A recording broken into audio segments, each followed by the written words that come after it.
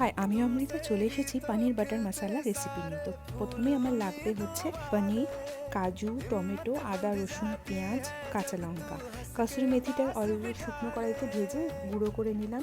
পনিরটাকে নুন হলুদ দিয়ে ভালো করে মেখে নিচ্ছি, ওর মধ্যে অল্প গরম মশলাও দিয়েছি। এবার পনিরটাকে কড়াইয়ের মধ্যে লাল লাল করে ভেজে নিচ্ছি। পনিরটাকে তুলে রাখলাম। এবার ওই তেলের মধ্যে অল্প বাটার দিলাম আর গোটা গরম মশলা দিলাম, দিয়ে যে টমেটো, পেঁয়াজ, কাঁচা লঙ্কা, কাজু বাদাম যা ছিল সবকটাই, রসুন ভালো করে নেড়ে একটা পেস্ট তৈরি করে নিলাম।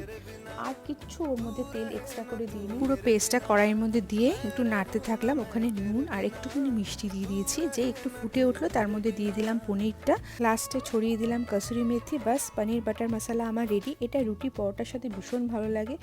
রাত্রে ডিনারটা আমাদের রুটি, পনির বাটার মশলা আর সিমুই দিয়ে জাস্ট জমে গেছিলো, দুর্ধর্ষ হয়েছিল।